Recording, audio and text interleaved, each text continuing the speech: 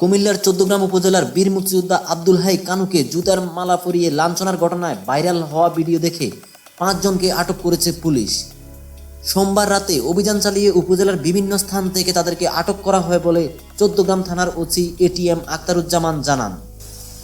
আটককৃত ব্যক্তিরা হলেন উপজেলা বাসিদা ইউনিয়নের কুলিয়ারা গ্রামের আব্দুল হক মজুমদারের ছেলে ইসমাইল হোসেন মজুমদার, একই এলাকার মৃত সুলতান আহমেদ মজুমদারের ছেলে জামাল উদ্দিন মজুমদার, মৃত এসাক ভূঁইয়ার ছেলে ইলিয়াস ভূঁইয়া, স্থানীয় মসজিদের ইমাম আবুল কালাম আজাদ এবং চাঁদপুর সদরের মাইশাদি গ্রামের মোহাম্মদ জাকির হোসেনের ছেলে ইমতিয়াজ আবদুল্লাহ সাজ্জাদ। রোববার আব্দুল হাই কানুর গলায় জুতার মালা পরিয়ে তাকে সারা গ্রাম ঘুরিয়ে লাঞ্ছিত করে একদল লোক। তারা এই ঘটনার ভিডিও ধারণ করে। সন্ধ্যার পর ভিডিওটি সামাজিক যোগাযোগ মাধ্যমে ছড়িয়ে পড়লে ব্যাপক প্রতিক্রিয়া সৃষ্টি হয়। 1 মিনিট 47 সেকেন্ডের এই ভিডিওতে দেখা যায় দুই ব্যক্তি জুতার মালা পরা অবস্থায় কানুকে টানা হেঁচড়া করছেন। এ সময় কানু বারবার তাকে ছেড়ে দেওয়ার আকুতি জানিয়েছিলেন। কৃষক লীগের কেন্দ্রীয় কমিটির সদস্য আব্দুল হাই কানু সংগঠনের কুমিল্লা দক্ষিণ জেলা কমিটির সাবেক সহসভাপতি। তিনি ঘটনাস্থলের পাশের লুদিয়ারা গ্রামের বাসিন্দা। এই ঘটনার জন্য মুক্তিযোদ্ধা কানুর পরিবার স্থানীয় জামাত ইসলামীর সদস্যদের দায়ী করলেও দলটি নিজেদের সম্পৃক্ততার কথা স্বীকার করে।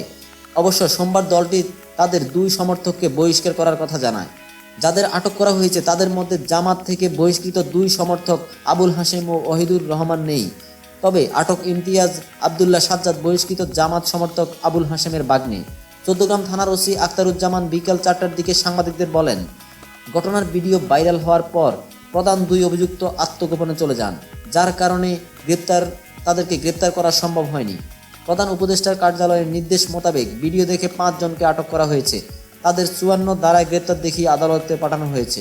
ওসি দাবি করেন, ঘটনার পর আমরা তাৎক্ষণিক ভিডিও ফুটেজ দেখে মুক্তিযোদ্ধা আব্দুল হাইয়ের বাড়িতে গিয়েছিলাম, কিন্তু তিনি বাড়িতে না থাকায় তার সঙ্গে কথা বলা সম্ভব হয়নি। পরে জানতে পারি তিনি নিরাপদ স্থানে চলে গেছেন। আমি বীর মুক্তিযোদ্ধা আব্দুল হাই কানুর সঙ্গে যোগাযোগ করে অপ্রীতিকর ঘটনার সম্পর্কে জানতে চাইলে তিনি কিছু বলতে রাজি হননি। এছাড়া ঘটনায় জড়িতদের সম্পর্কে কোনো তথ্য প্রকাশ করেননি মুক্তিযোদ্ধা আব্দুল হাই কানু। তিনি বলেন, মুক্তিযোদ্ধা আজকে মামলা দায়ের করবেন বলে জানিয়েছেন। তিনি মামলা করলে আটকদের ওই মামলায় গ্রেপ্তার দেখানো হবে।